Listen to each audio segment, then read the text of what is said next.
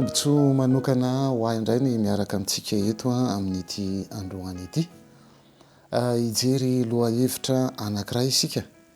ary mialoha izany dia tsara foana no ametrahantsika izao fotoana izao eo am-pelatanan'Andriamanitra. Manasa antsika hanondrika ny lohantsika hivavaka.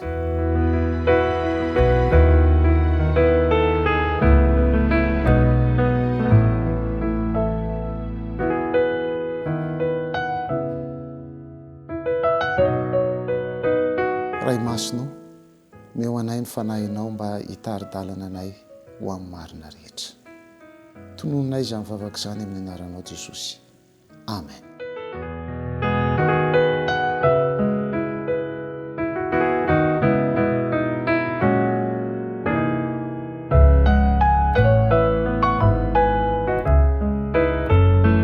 Ray andro dia nisy mpanjaka anankiray ary rehefa faly izy tamin'ny zavatra izay nataon'ilay mpamaly faly azy, satria ireny mpanjaka ireny izany manana olona mpamaly faly azy ao amin'ny lapany ao, dia faly dia faly mihitsy izy satria tena nahafa-po azy tanteraka ny zavatra nataon'ilay mpamaly faly azy. Dia nanapa-kevitra izy fa omeny peratra lafo vidy afeny am-pelantanany ity mpamaly faly ity. Raisin'ilay peratra dia hoy izy miantso an'ilay mpamaly faly hoe, ty peratra ty ozy izy atolotro anao, ka raha mahita olona adala lavitra noho ianao dia omeo azy ty. Dia niraisin'ilay mpamaly faly ilay izy dia lasa izy. Ray andro nefa narary mafy ny mpanjaka, ary rehefa narary mafy ny mpanjaka dia niantso izy, niantso an'ilay mpamaly faly tao amin'ny lapa, asevo makaty amiko farany mba hamaly faly anahy izy. Dia nandeha izy, dia rehefa tonga ilay mpamaly faly dia gaga be, fa maninona ianao ozy izy miantso mpanjaka. Dia namaly ny mpanjaka hoe, andeha ozy izy. Andeha ho aiza ianao? Andeha hanao dia lavitra. Andeha hanao dia lavitra? Dia teo izy nieritreritra ilay mpamaly faly, dia moa ve ianao mba efa niomana amin'izany dia lavitra lehanao zany? Dia tsy namaly ilay mpanjaka. Lasa saina izy hoe ahoana mamaliko an'izany fanontaniana izany. Ary rehefa namaly ilay fanontaniana moa izy dia hoe tsorony marina hoe tsy niomana amin'izany dia lavitra zany aho ozy izy. Tsy inona moa ny tiantenenina ao anatin'izany fa hoe hiomana ao amin'ny fahafatesana, kanefa zany dia tsy niomana ao amin'izany fahafatesana izany izy. Dia nanararoatra ilay mpamaly faly, nanala an'ilay peratra nomeny mpanjaka anazy taloha, dia nesorony ilay peratra, dia niraisi ny tanan'ny mpanjaka. Dia ozy izy hoe, ty ozy izy dia atolotro anao ty peratra ty, fa za ozy izy mieritreritra fa raha misy ny olona adala lavitra noho izah dia zany olona hoe andeha any tany lavitra kanefa tsy miomana izany, ka dia atolotro anao indray ity peratra ity. Tantara mampisaintsaina izany ahafahantsika misintona lesona amin'ity androany ity. Misy tantara sahalan'izany ihany koa ao anatin'ny soratra masinao raha mijeritsika ao amin'ny Luka 12:20 dia ny 9:20 ka hatramin'ny 20. Luka 12:20 ny 9:20 ka hatramin'ny 20. Dia ovakitsika ny teny amin'ny anaran'i Jesosy. Dia nanao fanoharana taminy izy ka nanao hoe, ny tanin'ny lehilahy manan-karena anankiray navokatra be, ary izy nihevitra tao am-pony hoe ahoana no ataoko fa tsy manana fitoerana moriko ny vokatro aho. Ary hoy izy, izao no ataoko, andrava ny trano fitehirizako aho ka anao izay lehibebe kokoa, ary ao no amoriko ny variko rehetra sy ny fananako. Dia ilaza amin'ny fanahako hoe aho, ry fanahy eo, manana fananana be voatahiry ho amin'ny taona maro ianao, mitsara, mihinana, misotro, mifalia. Fa Andriamanitra kosa nanao taminy hoe ry adala, anio alina no alaina aminao ny fanahinao, ka ho aniza izay zavatra noharianao. Zany tantara ao amin'ny soratra masina izany dia ahitantsika fa teny manao hoe ry adala. Teto zany dia Andriamanitra dia niteny tamin'ilay lehilahy izay azo lazaina hoe manan-tsaina satria mahavory arena be izy lay lehilahy zay azo lazaina hoe tsinjo lavitra eo amin'ny fiainany lay lehilahy zay lazaina hoe manana ny lazany satria olona manan-katao zany tsy maintsy malaza eo anivon'ny fiarahamonina kanefa eto tsika de mahita fa Andriamanitra nanao taminy hoe ry-adala nahoana moa izy no lazain'Andriamanitra hoe adala raha mijery tsika any anatin'ny rakibolana ny hevitry ny teny hoe adala de hoe olona verisaina olona tsy manana antony amin'ny manoloana ny toe-javatra anankiray ary olona tsy mailo izy amin'ny fiainana olona rehefa manao zavatra de na manao zavatra tsy ampy na manao zavatra mihoatry ny fefy de zany no atao hoe adala ao anatin'ny rakibolana raha mijery tsika eo Deutéronomie toko 5 Deutéronomie toko 5 dia ny andininy 7 Deutéronomie toko 5 ny andininy 7 fa tsarovo Jehovah Andriamanitra ao fa izo no nanome anao hery ahavory arena Jehovah Andriamanitra zany manome antsika an'ireny hery ahavory arena teto la lelam-panan-karena de nanana arena izy na ahavory arena izy ary nanitatra mihitsy ny fitoeram-bokatrany fa eto kosa nefa Andriamanitra de mampatsiahy antsika olombelona hoe Andriamanitra no manome antsika hery ahavory an'ireny arena ireny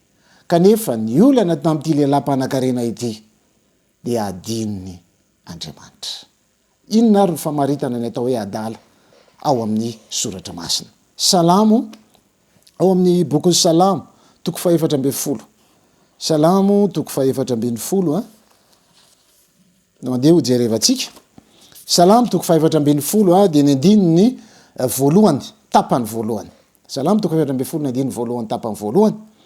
ny adala manao anakapo hoe tsy misy Andriamanitra ny adala zany ao anatin'ny soratra masina famaritana de ny olona anankiray mieritreritra fa tsy misy Andriamanitra iza moa lay Andriamanitra resantsika eto de tsy iza izany fa lay Andriamanitra pahary ny lanitra sy ny tany lay Andriamanitra nanomezana n'lay toka namonjy atsika teo amin'ny hazo fijaliana zany no famaritana omen'ny soratra masina ny atao hoe adala ary izay no antony natonga an Jesosy ny teny tamin'ilay lelam-panan-karena hoe ry adala anio alina no alaina aminao ny fanahinao ka ho aniza zay zavatra no harinao eto zany itsika dia mahita fa rariny raha miteny Andriamanitra hoe adala ny toerana misy an'ity lelam-panan-karena ity manana maizy azy izy eo anivon'ny fiarahamonina olona manana farany tantsaina mamory arena izy olona manana fahendrena izy olona tsara laza izy satria olona manana maizy azy izy kanefa soratra masina de mamaritra azy hoe adala satria mieritreritra fa tsy misy Andriamanitra mieritreritra fa ny zavatra zay apetrak'Andriamanitra de ohatran'ny zavatra tsy dia azo antoka loatra eo amin'ny fiainana Matio toko 4:20 andininy 4:20 raha iverenantsika vakina izany teny izany ao Matio toko 4:20 de ny andininy 4:20 de fa inona moa no soa azon'ny olona raha mahazo izao tontolo izao kanefa very ny ainy ary inona nomen'ny olona ho takalo ny ainy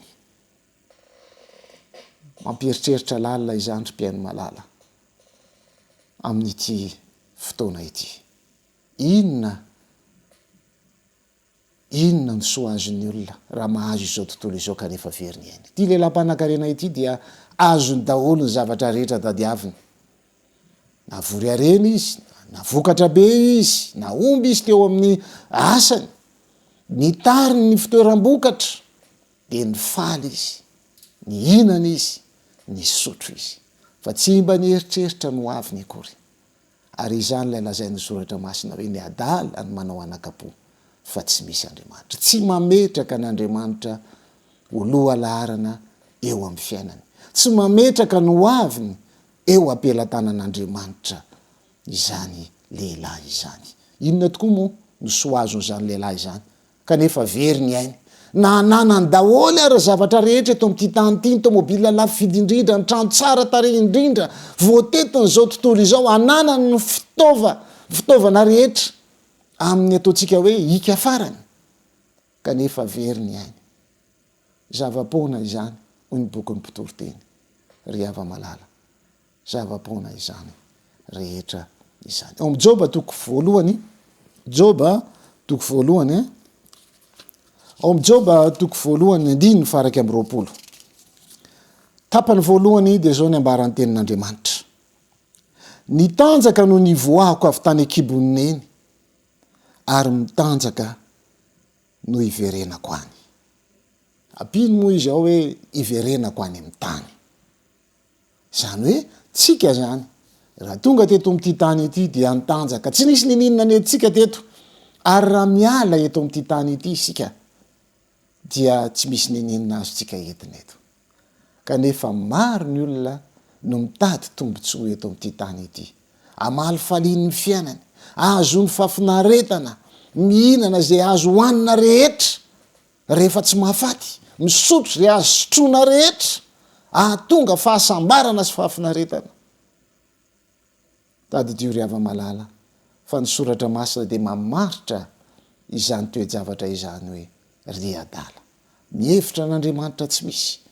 kanefa Andriamanitra efa manome toromarika atsika izy mipahary atsika izy mahalala ny momba ny fiainantsika ary izy le efa mahalala hoe zao no mety amin'ny toe-batanao sy ny sisa rehetra matetika nefa zay mety amintsika ihany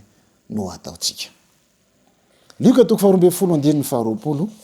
Luka toko 12 dia ny andininy 20 fa Andriamanitra kosa nanao taminy hoe ry adala anio alina no alaina aminao ny fanahinao ka ho aniza zay zavatra no arinao fantaniana mampisaintsaina lalina zany ry adala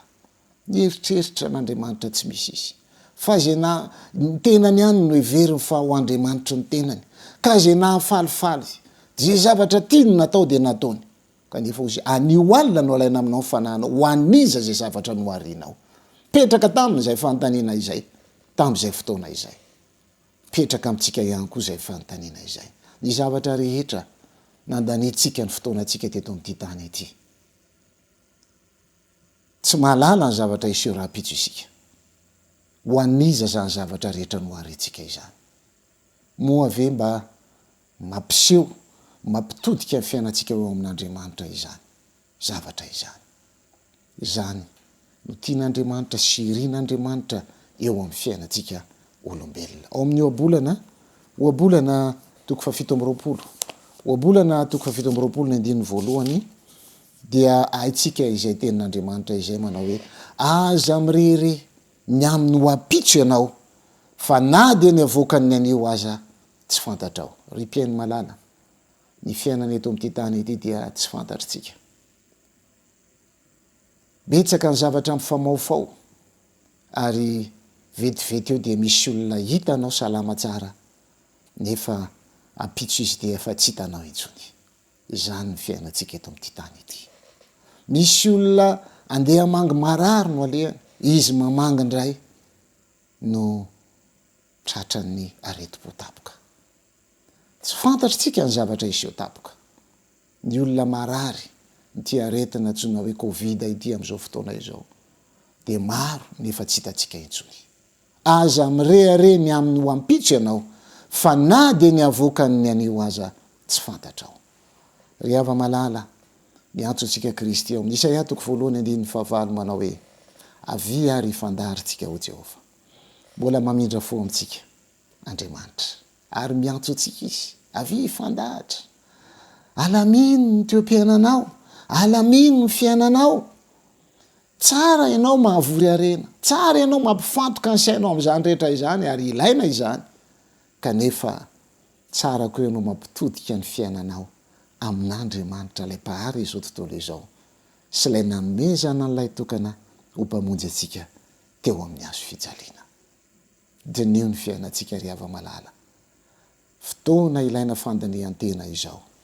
aoka isika eritreritra Amosa toko 4:12 tapa 2 dia zao ny ambaran'ny tenin'Andriamanitra Amosa toko faefatra indindry faharoambe folo tapa faharoa miomana eona amin'Andriamanitra ao ry Israely eo. Miantso atsika izany teny izany mba iomana isika eona amin'Andriamanitra mba manahoana tokoa moa ny fiainantsika any aoriana any rehefa ho avy eny amin'irao any lanitry Kristy. Movy atsika mba efa nanomana ny fiainantsika, mba efa nandany ny fiainantsika mba ahazo an'izany fiainana mandrakizay izany. Fotoana mety indrindra izao andraisanao fanapahan-kevitra. Tantara anankiray no amaranako azy dia tantara tena nisy. Ilay tantara tamin'ny Pompey, ilay volcano izay nipoka. Ary rehefa nipoka tapoka ilay volcano, ilay tendrombohitra be teo amin'io tanàna Pompey io, dia kamaroan'ny olona tsisy tafatsoka. Saro natao avokoa. Rehefa taty aoriana nefa ireo mpizany rakitry ny ela dia nisikotra izany ary hita teo amin'ny toerana misy azy daholo ny olona tsirairay avy. Ary ny tena zavatra voamarika tao anatin'ity tantaran'ny Pompey ity dia nisy banky anankiray, trano fitoeram-bola anankiray, dia nisy mpiambina izy io amin'ny alina. Rehefa nijerevana le mpiambina azy, matory izy amin'ny alina.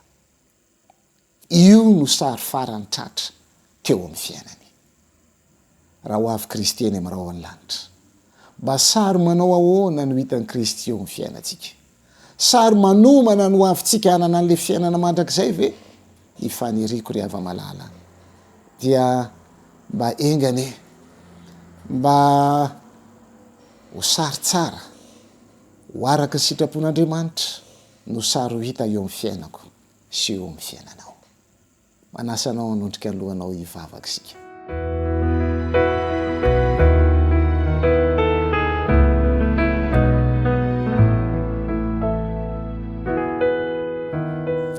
Tompo malalo, akasitraka anao izay no niantso nataonao aminay amin'ity androany ity. Miantso anay ianao mba hifandahatra aminao. Miantso anay ianao mba ahafahanay manao ny sitraponao. Ampio izay tompo, mba tsy ho variana amin'ny fiarina fotsiny eto amin'ity tany ity,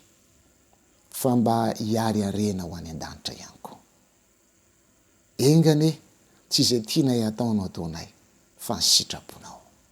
Dia tanterao aminay ny teny fikasanao tompo, fa hitahy anay ianao, hiaro anay ianao, ary ahatonga anay ho amin'izany toerana kanto izany dia ilay fiainana mandrakizay. Tononay mivavaka amin'ny anaranao Jesosy. Amen.